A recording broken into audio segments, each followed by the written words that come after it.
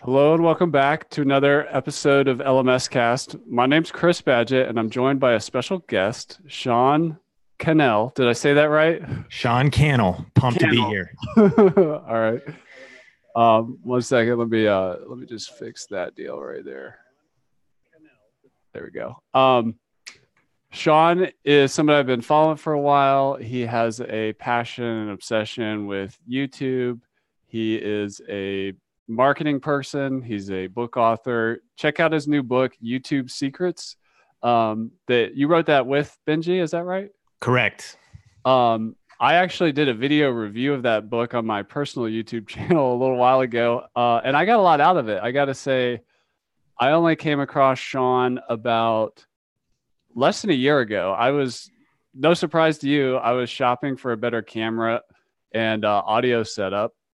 And like right now, I am broadcasting to you. My friend Jonathan Farley recommended the Panasonic Lumix G7, I believe it is. And I was just looking at all the different mics and stuff to go with it. And of course, I ended up smack dab in the middle of your content. And then not just on the tech side, also, I have a software company. I work with, course creators who are, developing their own personal brands, and all your video influencer content I became aware of. And I just went all the way down the rabbit hole, bought the book, loved it. I think you're a great teacher, but I'm going to shut up for a second and just say thank you and welcome to the show. Chris, man, I appreciate it. That was thanks for the respect across kind of our body of work, and just super pumped to be hanging out today. Yeah. So the body of work, YouTube Secrets, the book, go check that out. Sean has three YouTube channels that I'm aware of. Video influencers is more on the marketing and using video for influence and impact. Um, and then Tech Media, is that what it is? Yeah, Think Media. Or Think Media. Think Media is the gear one. So if in course creator land, everybody gets obsessed with which camera, which microphone. Am I like an entry level, mid level, or advanced? Sean's your guy. Just trust me on that. And then you have your personal channel that goes by your name, Sean Cannell, right? That's right. Awesome. And Sean is also a course creator, which is one of the things that makes this interview even more interesting and gives us a lot to talk about. You can find Sean's courses over at seancannell.com. And for example, Video Ranking Academy 2.0, that's one of his courses. If you want to use YouTube to build your tribe, build free content, and attract more leads for your course or your training-based membership site, you're probably going to eventually want to know how to rank high in YouTube. But that's just touching on the surface of Sean's body of work. For the course creators out there, the membership site builders out there, I just kind of described how I fell into your funnel or your just content universe. And then I ended up buying something from you, your book in this case. But what advice do you have for course creators? I think YouTube is a brilliant place to focus your marketing efforts on. Like how can a course creator leverage YouTube to attract people and ultimately some of them become customers? Yeah, I think YouTube is the best place for course creators to be thinking of. And the reason why is because course creators are solving problems. They're helping people get a better fade in their hair, save money on taxes, learn online marketing, get it six-pack abs, get the biceps, whatever. And YouTube is the second largest search engine online. And that's almost become a cliche, but it's still a fact today that people are going to Google, number one, and YouTube, number two, to look for answers to questions. And you're then able to position content that it's perfect. It's absolutely perfect for course creators because you're able to then meet someone at their point of need, help them with some information, help them with some free value, build that relationship, and then ultimately lead them in the journey of wherever they can go deeper with you through a course and a million other things you could do through events or masterminds or coaching or anything like that. And I think the reason YouTube is the best, there's a lot of reasons, but one is that the disposition, the psychology of someone coming to you when it's at their time of need is the absolute best way to start a relationship in the world. And when it comes to marketing and sales, it's the best way. And here's what I mean. You came to me looking for a better camera. Like, I didn't like show up in your news feed with an ad, which would be pushing marketing on you. I didn't like, get you to follow me somewhere and then all of a sudden be like, haha, but you literally, and then pushed out some new video. But literally you're in a moment where you're saying, okay, I need help. I'm looking for a camera. And that's where a lot of people meet me online. And so if you think about it, the guards, it's not an ad. It's not pushy. It's like you came to my door and knocked. Like if we were going to do door-to-door sales, you came to my front door and said, hey, can I start a relationship with you instead of me having to go out and, generate business or whatever it is. So I think that YouTube is absolutely quintessential for course creators, especially too, in most cases, course creators are creating video. So it's already up their alley there. And then just from a practical standpoint, over 2 billion monthly active users logged in with Gmail accounts right now on YouTube. It's in over 76. They have kind of the native languages. YouTube is accessible in different languages around the world and countries. They're always adding more countries. So a lot of course creators have international audiences. And then YouTube is free on top of that. So what we're ultimately talking about is this tool that is free that can build relationships with people, build your audience, grow a following, build goodwill, which is know, like, and trust, the way business happens, all for free. But you have to invest the time, the strategy, and the tips that I'm sure we'll be talking about in this interview. That is awesome. We're over at LifterLMS. We're community people. We operate in the WordPress ecosystem. There's this whole connection of other companies and other products. But in the spirit of community, I just want to really recommend an interview you did on Pat Flynn's Smart Passive Income podcast. And you talked in there about the not going for the sale right away. And you also talked about for the power of like a series. Can you just kind of give us the cliff notes of your main thoughts there?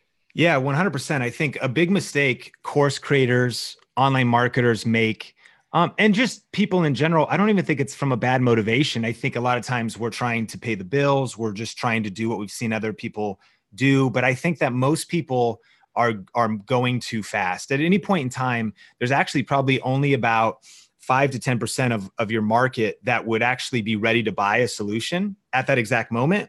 But there's always like the other 90% that would love, they're on the fence. They're thinking about making a purchase. And even from a standpoint, like if you look at a car, you can go to a great resource for studying deeper is the Google like conference data. They do these deep studies, and there's like this Google study about all the touch points it took for this woman to buy a van. And you learned about how many touch points there were in that conversation. Now, mind you, buying a van is a loan, probably $20,000 to $30,000 or whatever.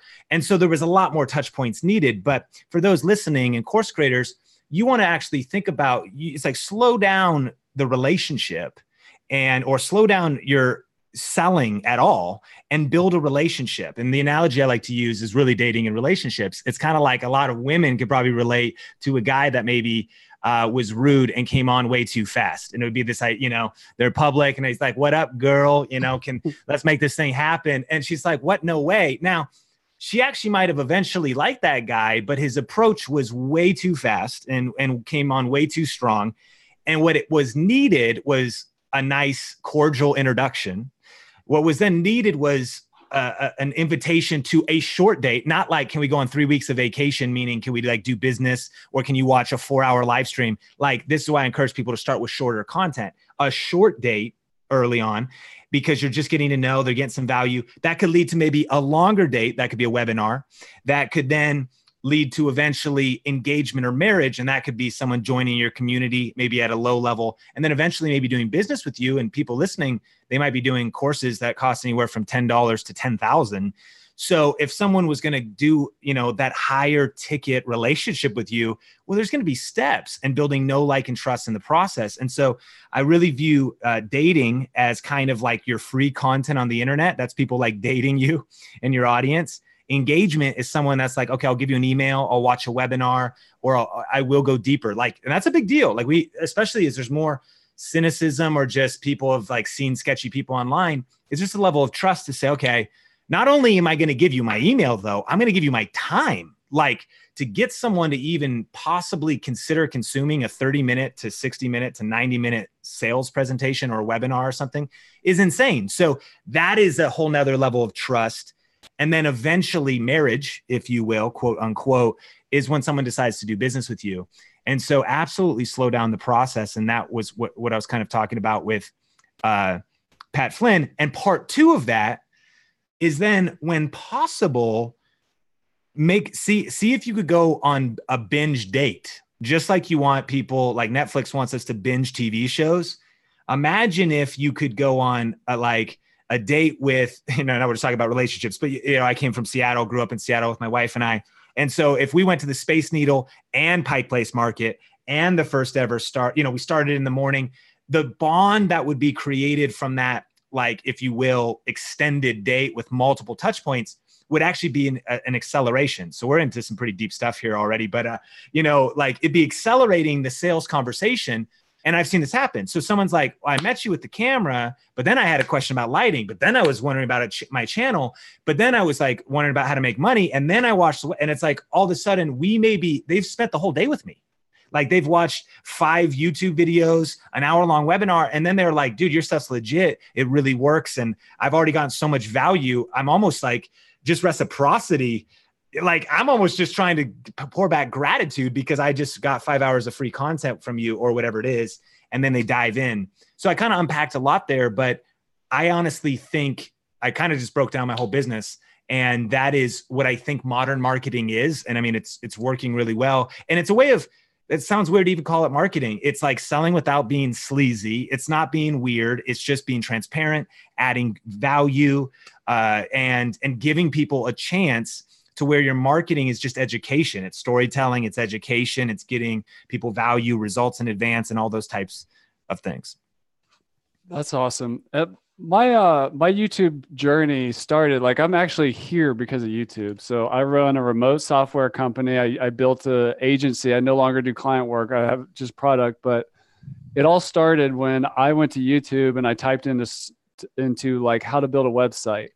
And I started teaching myself through other people's videos how to use WordPress. And now I'm just almost 10 years, maybe 11 years down that rabbit hole. But it all started with going to YouTube with a problem. What was your YouTube origin story? Like how did you come into the fold? Yeah. So for me, I got into YouTube really early. First, I got into video in 2003. And that was a huge advantage because obviously video is king now of the internet. Truly is, right? It's the preferred content format of choice. Cisco said that by 2020, 90% of the internet's going to be video or whatever. So knowing video is it's a quintessential skill for entrepreneurs, business owners, independent creators, hobbyists. Like video needs, so all that's to say, I'm just considering how blessed I was to be hands-on with video in 2003. And the way I got into it was I was volunteering at my local church. The youth pastor handed me a video camera and said, hey, start creating video announcements. And this is a big advantage because one, I was getting the skills and I'm self-taught. I mean, your first videos are your worst videos. These videos were terrible, but I had to do them every week. And so every Wednesday night for youth group. So that was 52 videos the first year. One of the muscles I think people need to develop just in modern marketing and entrepreneurship is the ability to create content on a consistent basis. That's quality, quick, valuable. Like it's almost like it needs to become like breathing. And it can be intimidating because when you first try to ride your bike, you fall over and scratch your leg like I did once my dad took off the training wheels, but you got to get good at content. So that's what I was doing. After a year, 2004, the senior pastor was like, yo, can you make these videos on the weekend too? And I was like, okay, so that's 104 videos a year. And as a volunteer and a few extra ones. So again, I'm getting a little faster. I'm getting a little better. I'm using Adobe Premiere back in the day. No idea what I'm doing. And then in 2007, 2 years after YouTube started, the first YouTube channel I managed was for my church.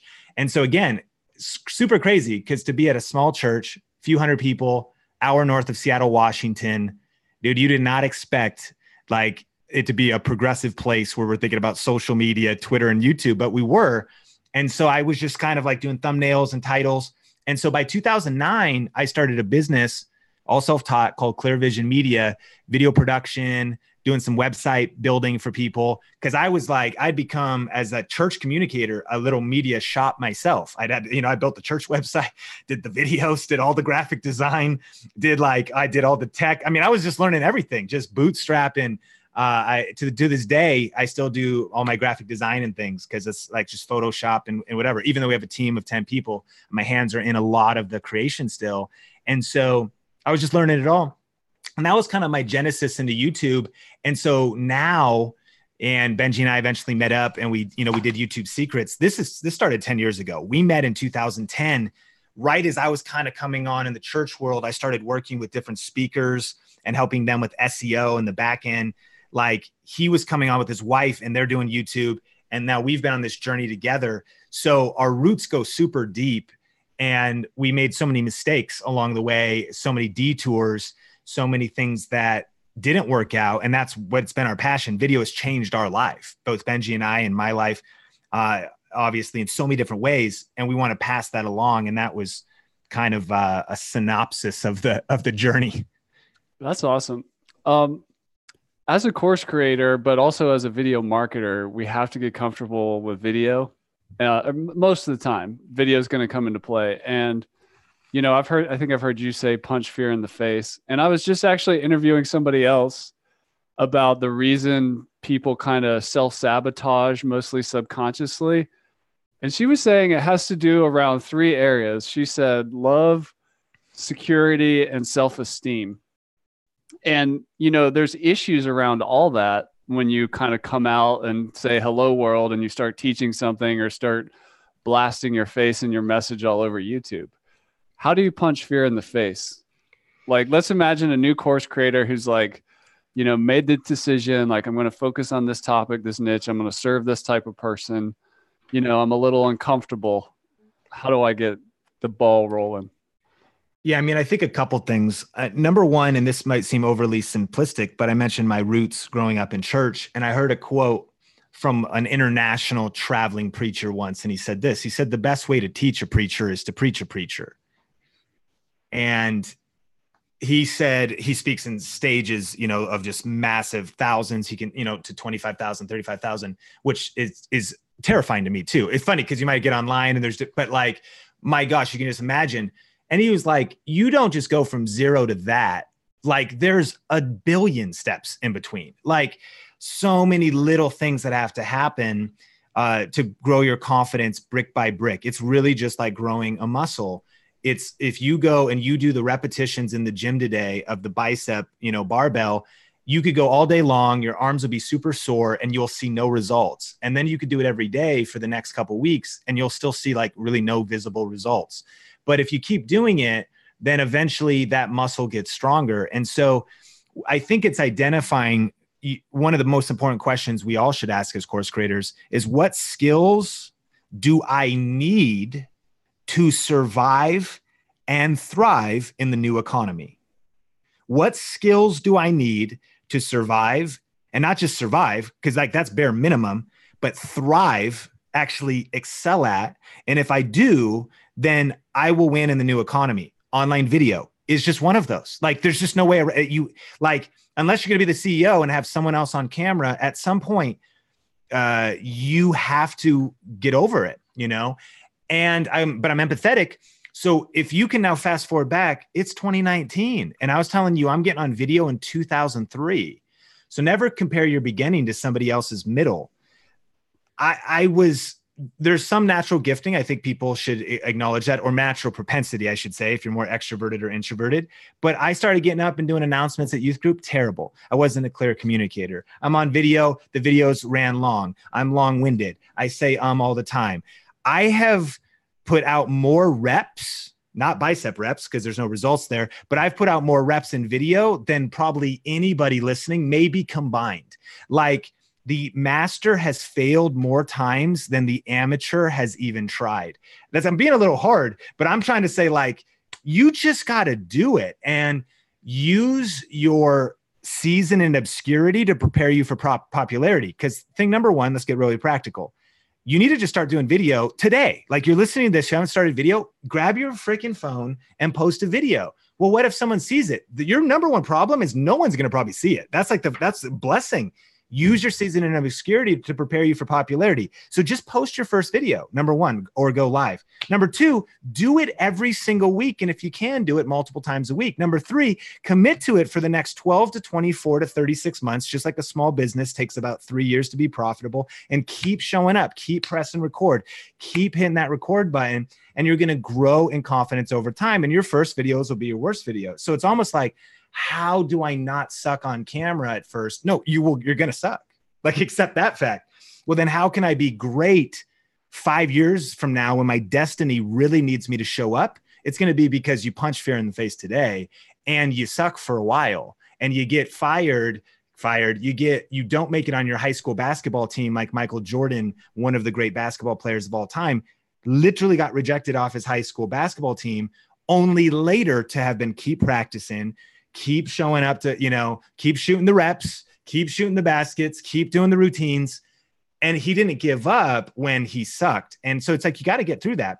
And so you got me in a saucy mood today for some reason, but ultimately, yeah, you got to just do it. It's like Nike. And when you do it over and over and over again, you'll be better. And even, let me just say one other thing. Right now, there's Heather Torres on my team. If anybody follows our movement now, she has natural gifting, I'm sure. She's been an entrepreneur. She's a homeschool mom. So she's practiced teaching, but she just spoke on stage last week and just destroyed it. Like, we're here in Vegas.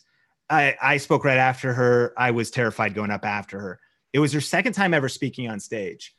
But why? So I just know her life. Why? Well, she's been going live in our membership site, which I'm sure we'll get to. She's been training in our membership site for 16 months and having to show up monthly and do that. She's been doing short videos in our Facebook group and whatever for 4 years since we've been working together, back when we originally created our signature course, Video Ranking Academy. She's been putting up videos up. She practiced on Snapchat first and then practiced on her YouTube channel.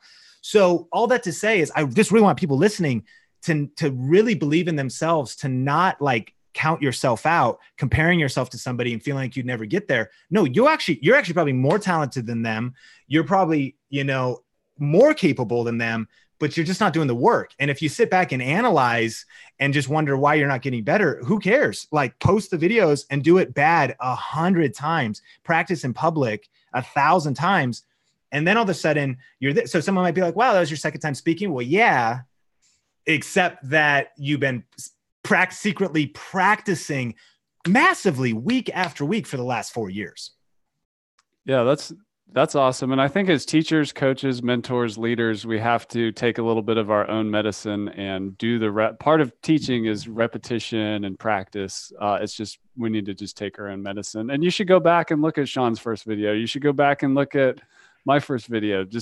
I just have a lot of fun when I find a YouTuber to go back and look at their original videos. You can tell they've learned how to speak and communicate more effectively. Let's talk about YouTube and making courses. You said you have a membership site. Sometimes YouTubers monetize in lots of different ways. There's many different ways, Patreon, or they sell services or coaching on the back end or whatever. But if we look at, creating your own training products and memberships as a way to kind of have a business around your content, what can you give us the short version of like how that evolved for you and what worked, what didn't work? Just give us some of the highlight reel. Yeah. So I think what evolved for me is it started actually back, and not to go too deep into the story, but it started back in really 2009 in a story that I shared that was sort of our genesis of entrepreneurship. And that was, we had the hardest season of our life, my wife and I, and we don't have kids. We have 2 Chihuahuas and we live in Vegas now. And we coming up on 14 years of marriage in a few months. But back just 2 years after we got married, she got very sick, and turned out it was a chronic illness, but she was undiagnosed for years. And we went from doctor after doctor, and it was the most incredibly hard season we could have ever gone through, especially as a young couple. We got married at 21. This happened at 23. and it lasted for the next few years. On top of that, there was the housing crisis in America, and we were losing our homes. We actually had a rental property also. The tenants were losing their jobs.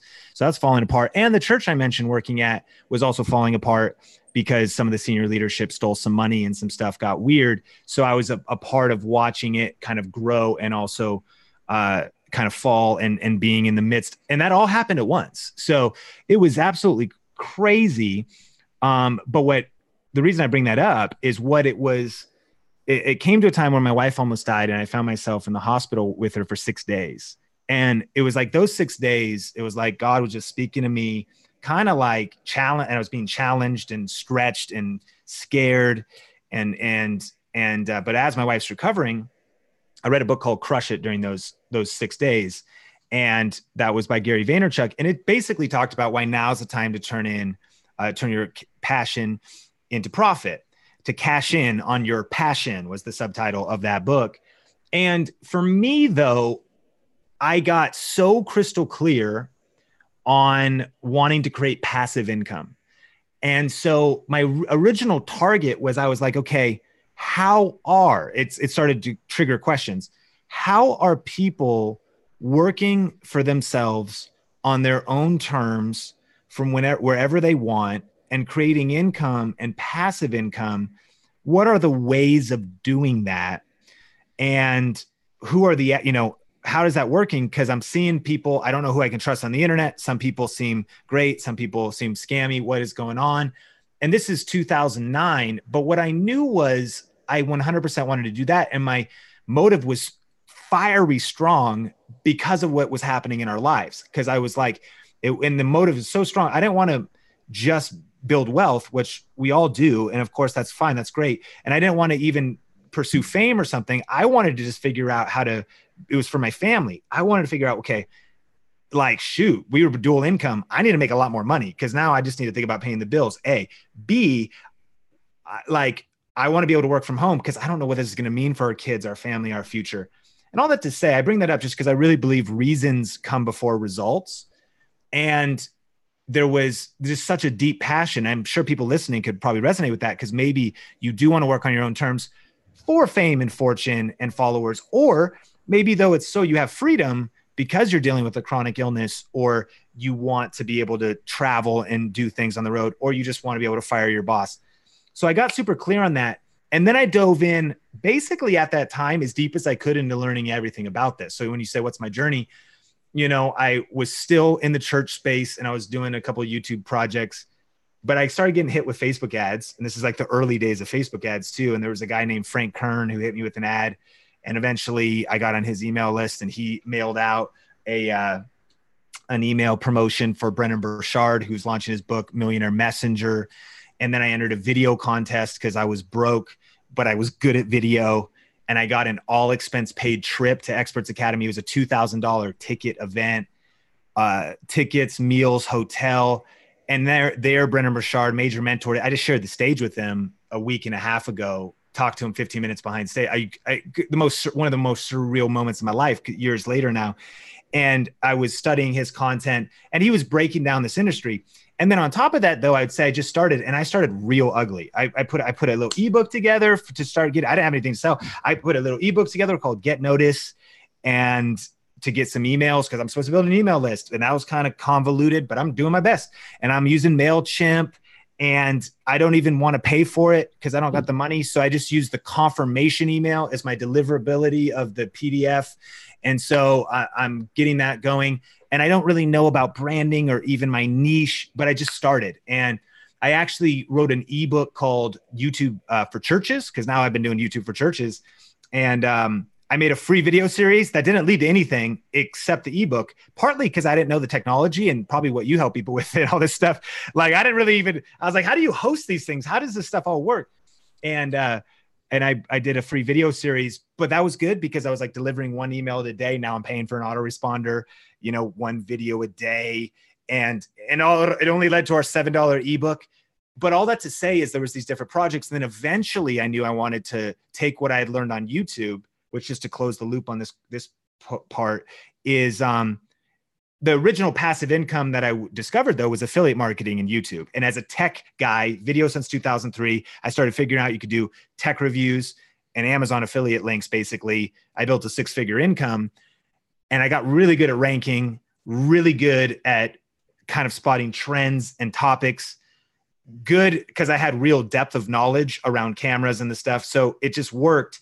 And so that generated money. So then since then, a lot of what we've taught on is how we've done that, how to make money with affiliate marketing, how to get started, how to rank videos, but how to master YouTube and analytics. And it's evolved. And then now it's even online business. So the way our journey, compressing the story once again, once we didn't start a membership site until very recently. We went beta for actually a year, but it's been, I think patience and timing, at least for me, because I wanted to make sure that each thing I started at the right time and not really half-baked, but I wanted it to be really dialed in. Like I wanted to have real results. I didn't want to be the guy who made money.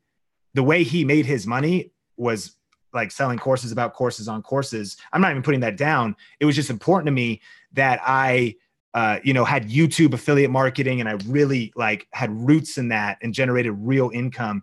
And then I had something, and I think that's also why we've had such a big impact, because there's some real nutrients in the soil of our history, and we really care about quality along the whole way. So yeah, then we have about probably 15 different SKUs right now. Like they're not SKUs, I don't know, units in our different courses in our that are available. A couple main ones, a membership site now, and that has been evolving. Just that journey has been 4 years. That started at the beginning of 2016.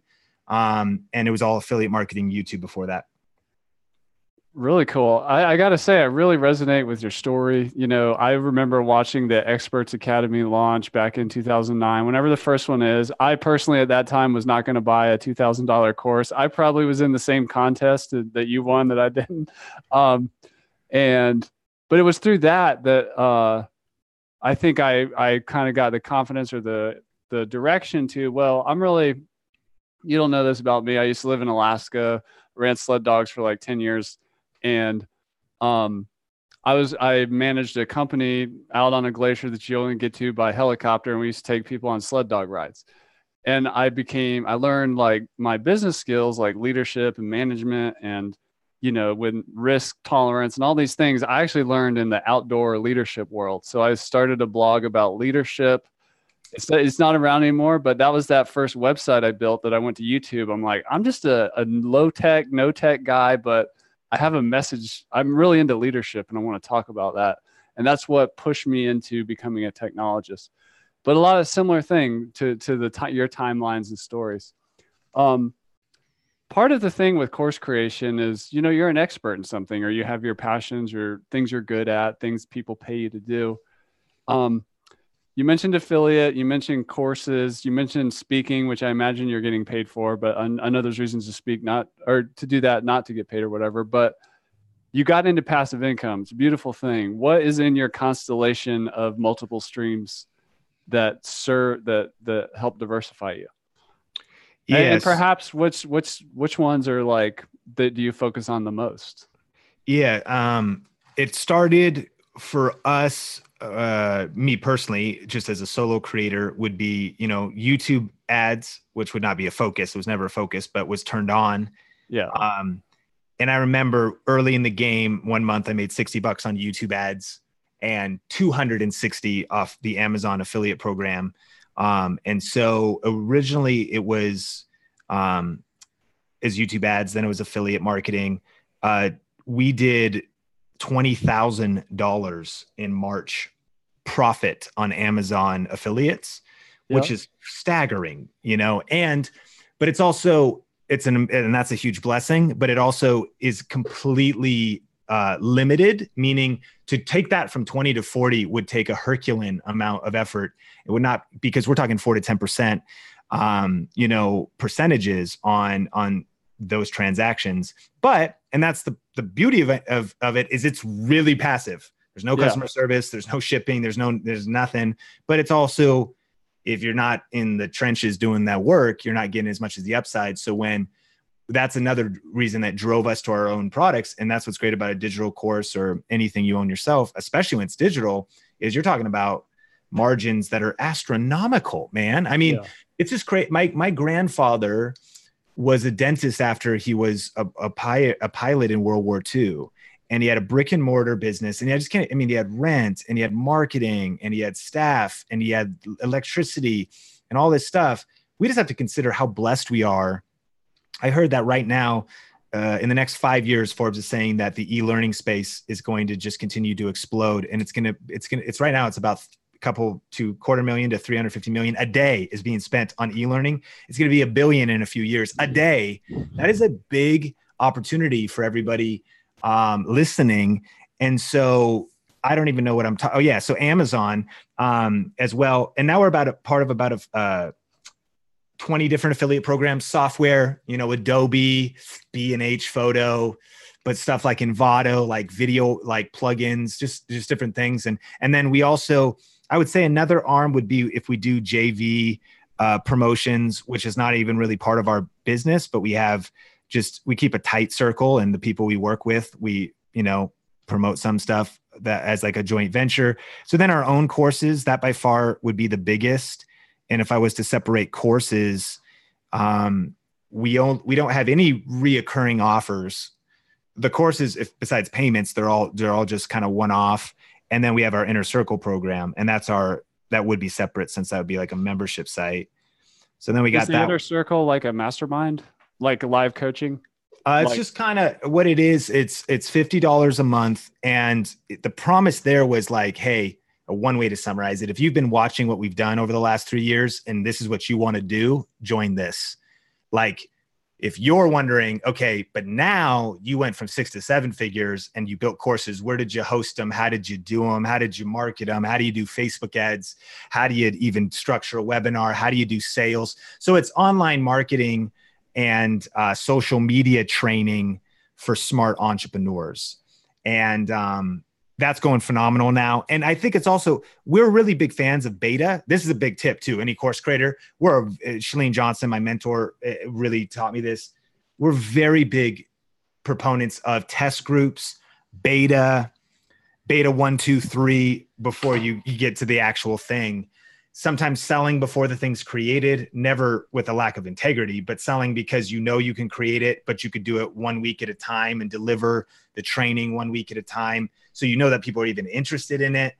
And then you could get like Q&A during the first version through and be real hands-on with people. It's going to make version 2 better. Too many people are waiting way too long for perfection, but I'm getting ahead of myself. JV promotions, courses, Inner Circle, speaking. Yeah, we'll get paid to speak. And I guess selling on stage is kind of a thing of its own too. And you're a book author too, right? Yeah, I guess books and audio books and Kindle books. That one. I see you sometimes on your videos. I don't even know what it is. What's a super chat? Is that where somebody gives you money for going live? Yeah, when they go live, you could get super chat. Then it just goes into your YouTube ads, but you're right, super chat. Yeah, there's a lot of streams of income. And that's like Ask Me Anything. Like, you do a lot of like, you're there and people can ask you stuff, and they'll hook you up sometimes with some super chats. It's pretty cool. So I just wrote these down: 1, 2, 3, 4, 5, 6, 7, 8. It's like 8 YouTube ads, affiliate marketing, JV promotions, courses, Inner Circle, speaking, books. We did an event last year. Maybe it's not an income stream because we lost money. Yeah. No. So it's like 10 years to overnight success. That's right. Yep.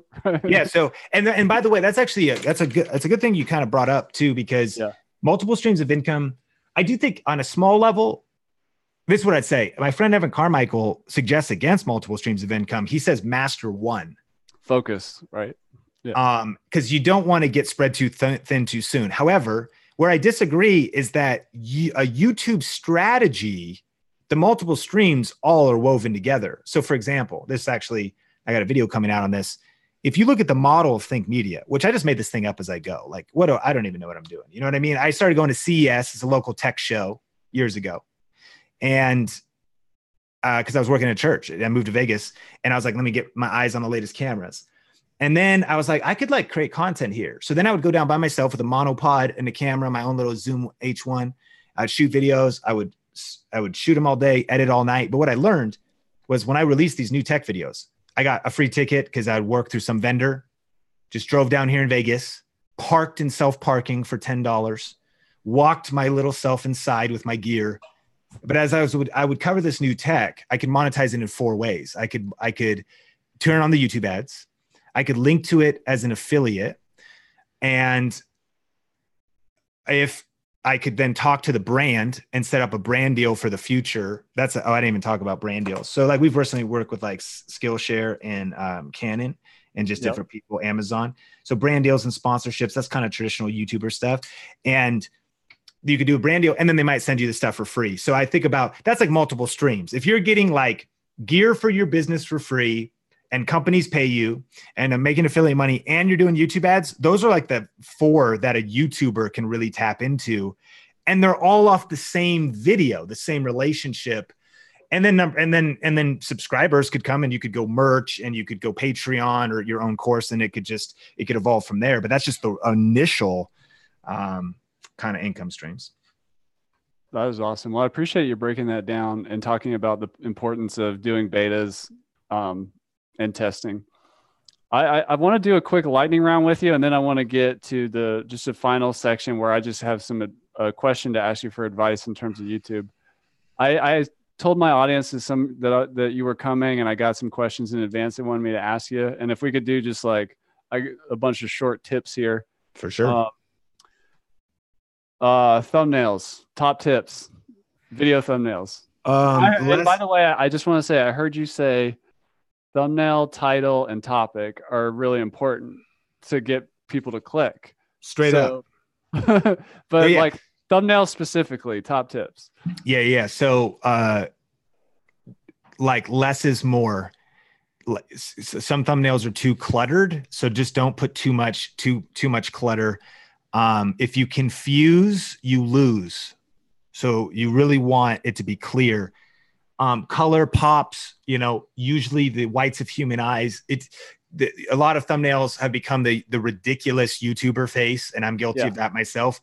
That's not necessarily needed, but you could take images that are maybe not as wild, but where the eyes direct focus, the whites of people's eyes, smiles, faces has just been proven to perform well. And it's YouTube, so a lot of times people resonate with people. And then big mistake people make is echoing the title in the thumbnail. If your title is like 10 ways to boost energy and productivity, then you don't need to put the text on the thumbnail that says 10 ways to boost and repeat the whole title. So that's an exact video I released today. It was 10 ways to boost productivity and energy. And the thumbnail says 10x your energy. Got it? So that makes sense. Much less. And because they're complementary, they don't need to echo each other. They should complement each other, or it could have no words at all. There's a few tips. What video or what length of video are best for what purpose? And I actually get this question a lot as a course creator. Somebody's like, how long should my lesson videos be? And I'm always like, it depends. But what's your advice about video length? Let's say for what purpose? So, well, if we're talking about YouTube, that would be a little bit different. I would defer to you for course video length. I know that there's some number in adult learning theory that bite size is better, meaning early on in our courses, I was doing like 45-minute videos and, or like it could be like an hour-long video. And even if it's that long, you need to break it down, because what can happen is adult learning theory. Someone they're at minute 25. You got to be empathetic. They're taking notes, but then their kid comes in and like throws like a bucket of hot fudge on their lap. And they're like, what are you doing? And then like, they don't know whether there's chocolate all over their keyboard. You know what I mean? And then they don't know where they left off, and they may never return because it's like, oh, I'm on that video. Do I start that video over? Shoot. Like, it's just a friction. So that was a tip I learned when possible, to try to do smaller hits. And if someone wants to binge the whole thing, great, but it can help them in the course. If we take it public on YouTube, here's the quote: your videos should be as long as they need to be, but as short as possible. And I would say tip 2 is you really want to think about intent of the viewer. So if the top for ranking, for example, if all the top videos, like today's a good example. I was like, how to be more productive, 10 tips, but it's a 30-minute interview. It's not going to be a high performing video. And the reason why is because all the top videos that are like 10 ways to boost energy are like For 8-minute videos. Yeah. So it's not that the video I did was bad. I just have to recognize that it was a longer interview. It's going to go deeper in our audience and some other things. But if you're thinking about the perfect video for the platform, it should be as long as it needs to be, but as short as possible. And so if the intent of the viewer is to learn how to build something in WordPress, and the quickest you could do the tutorial was 90 minutes, then it should be a 90-minute video, because the intent of the person going to look for that is like, I want to build and do this one specific thing. This is how long it takes. You're solving their problem. But if it's a 20-minute WordPress build and you take 45 minutes to do it, it's too long because it's just too much fluff. You got to trim the fluff. And I think that's kind of, and then I'd say avoid dogma. I know everyone wants an answer or they just want like that definitive answer. It's test, it's experiment. It's knowing your niche, your audience. It's knowing their like entertainment level. Yeah. You don't compare yourself to a top teenage vlogger. Like you're doing something entirely different, and things can always evolve. So, I would say if any expert ever stands up in any industry and makes any kind of definitive statement without saying, but test everything, I would never trust that person, because you always got to test and experiment. Right on. Well, I'm gonna ask you my last question for you to run with, and then we'll wrap it up. So my question for you, which is for me selfishly, but also I know it affects course creators when they're trying to decide where to focus, how to pick their niche. I'm streaming this right now on the LifterLMS YouTube channel. I also have a personal channel that I play around with. I recently did a 30-day video a day challenge on my personal channel. And so I'm going to frame this question for me, but it applies to any expert out there that has multiple interests that may or may not overlap. And I'm actually going to share my screen with you if that's okay, Sean. Yep. Ready to rock. So I have a lot of different interests. I'm a digital entrepreneur. I'm really into intentional like family design. I'm a homeschooler. We have an organic farm. We just do it. We put a lot of intention into how we raise our kids. And then I have a wilderness side. I've spent a lot of time in the wilderness, rock climbing, mountain climbing, navigation, wild edibles. If you were to draw 3 circles, there would be like this online business guy, this conscious parenting guy, and this, nature connected guy. And I really want to just have one channel for my personal stuff, but should I separate? I have 3 interests that don't really overlap unless you happen to be this weird combination like me. So I'd just love to hear your advice of if we're like a multi-passionate person and we're coming to YouTube and the goal of what we're doing, I guess that's part of it. But yeah, I'd love to throw some leads to my business, but I'm also just trying to build my personal brand and just share what I'm passionate about and connect with people outside of just business or just, like nature stuff. How do we deal with this multi-passion thing? And I look at you've done like, you have your gear channel and then you have your video influencer channel, and they're separate. But like, so how do you know when you should have a separate channel or not? I guess that might be the button end on it. This is a fun question, and it could go a lot of ways. I think there's a few different levels. I think, let me start from the last question. How do you decide if you should have multiple channels? I actually don't think you should. Yeah. Coming from the guy with multiple channels. But I would say that even video influencers and Think Media are ridiculously aligned. Mm-hmm. And they're both going towards the same North Star. And so what I would say for you as some personal advice, and I think will serve your audience too, is that if you try and chase 2 rabbits, you'll end up catching neither of them. Yep. And if you try and trace 3, now you're in real trouble, right? And I think the way I would look at some of your YouTube channels is kind of like this. I think I would want to unpack what's the most effective place, because this is kind of my journey too. I've got multiple YouTube channels, Think International. This is ones you don't even know about. That's still out there. Clear Vision Media, my video production channel. And then Sean Cannell, which is kind of abandoned and even has a lot of subscribers, but is kind of stagnated and algorithmically dead. And then you've got Think Media and Video Influencers, the strong ones. I have gone through the process of having these various things, but man, focus is power. And the reason I just think this is almost more of a business conversation, to be honest. I feel like there's a verse that nobody knows about in the Bible in Ecclesiastes that actually says money solves all things. Like, that's what the Bible says. Like, it says it solves all things. And we know it's not the, money's not the key to happiness. But I figure if you have enough money, you can get a key made. I'm just joking. But it is a tool. That's what it kind of means. It's a tool. And when I would think what is most effective, because, and I would almost think from a profit standpoint. So I'm just taking this to a high level first. And because when you have that breakthrough idea, and this will be true for everybody, this is like the 80-20 rule, or let's call it the 90-10 rule. It's identifying it's the bright spot in your business, your life, your passion, your course. I got 15 SKUs, but I got one major signature course. Like, one of our courses, Video Ranking Academy, dominates all of the other ones. And so instead of getting distracted on the lesser streams, I got to refocus on the bigger thing.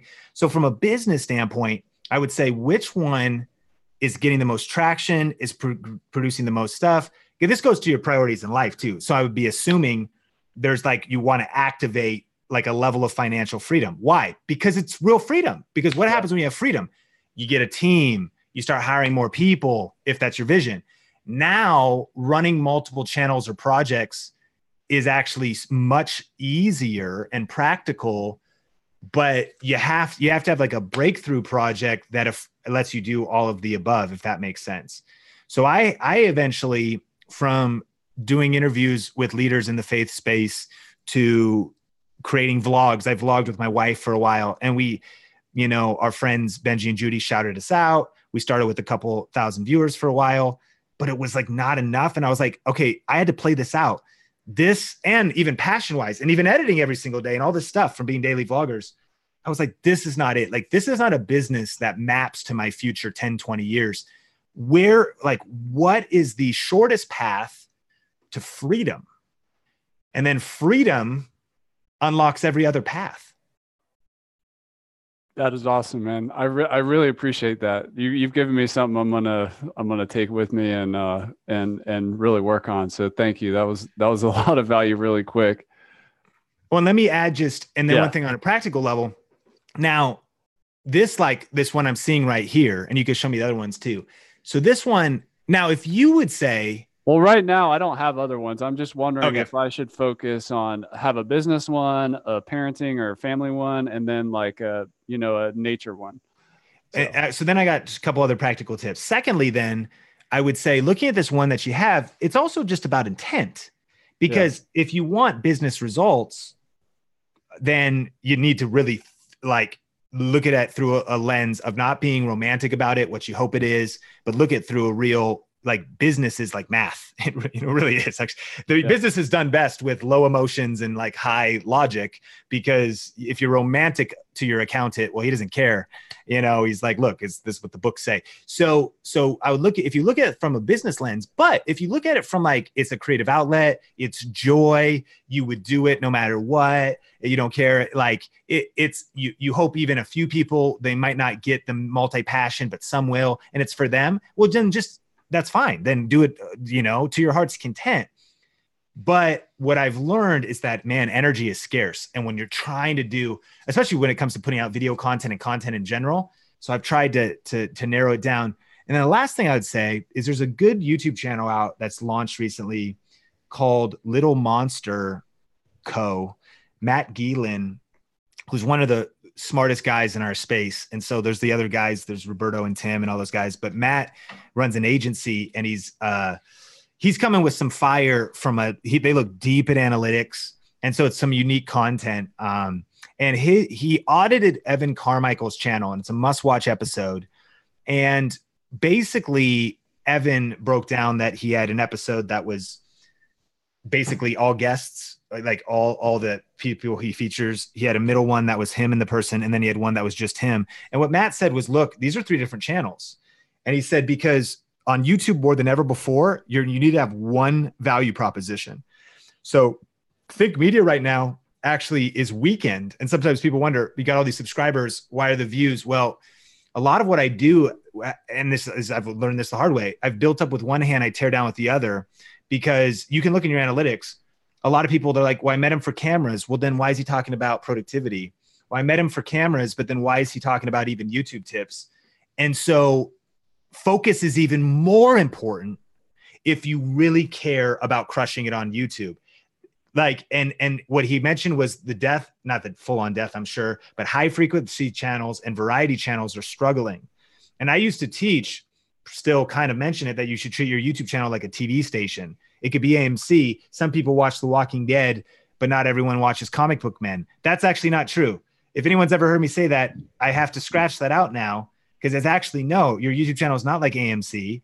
Your YouTube channel now is like the Walking Dead YouTube channel, and it's only The Walking Dead, and nobody wants Comic Book Men, and they also don't want Black Summer, because that's the prequel to Z Nation, and it's a whole different world, and some people don't like that. It's got to be just the freaking Walking Dead. You know what I mean? Just cameras, and I would probably be dominating at another level, at least in this micro, or just views and YouTube algorithmic.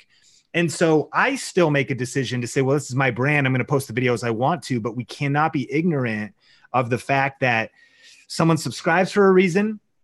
They want a certain promise. And if you can crack the code of having a broad enough value proposition, but a narrow enough value proposition that your content is no miss, and they connect with you, and they show up, actually, that you become predictable in an predictably unpredictable, that you show up and they're like, that's my guy. Like if Tony Robbins, dude, that's my guy for motivation. Like Benji Travis, that's my cooking guy. Benji Man Food. But if on Benji Man Food, he throws out WordPress plugins, you've just violated the veil, bro. And yeah. And even small variations of that, focus is more important than ever before. And that'll really unlock YouTube growth when you dial that in right. Pure gold. I'm going to have to watch that again after we get off, Sean. I really appreciate it. Thanks for going a little bit long with me. I'm just going to share my screen again. I have this video review I did of YouTube secrets on my personal channel. If you just look for Chris Badgett, you'll find it. The book was awesome. I mean, there was like, I think what I loved about it most was the sheer lack of fluff. It was just, and it's one thing to throw around ideas, but you're also like giving like case studies of this work, and you're also giving very specific, like, go do this. Great book. Highly recommended. Do you have a URL for that specifically, or what's the best way for people to get a hold of YouTube secrets? Yeah, tubesecretsbook.com. And I appreciate your kind words. And thanks for doing the video review as well. Yeah, we've been getting some great feedback, and the audiobook is literally just out. Benji and I recorded that in the studio in Seattle in the woods. It's kind of cool. Oh, nice. Cool. Yeah. Very cool. And on your YouTube subscription list, I would really recommend you add Sean's channel, Video Influencers, and also Think Media. Yeah, just as know your level, and then when it's time to upgrade, you're going to end up in Sean's universe. And it's just a really good example too. You can look at Sean as a case study, as an expert and course creator, online business owner, how he does free YouTube videos that ultimately lead to sales, and just kind of follow his funnel and stuff like that. Sean, I really want to thank you for coming on the show. I really appreciate it. Any final words for the people? Chris, I just want to say thank you so much for having me on, and love what you're doing as well. I mean, I love, like, Heather on our team, that she homeschools as well, like conscious, kind of just your whole vibe. I really appreciate you and what you're doing in business and how you're helping people, create more freedom in their lives, businesses, and revenue. So appreciate being on the podcast. Yeah. If anybody has any questions, I'm really active on Twitter, and just reach out. But yeah, hope people got value today, and look forward for some time when we can meet up. Awesome. Well, thanks so much.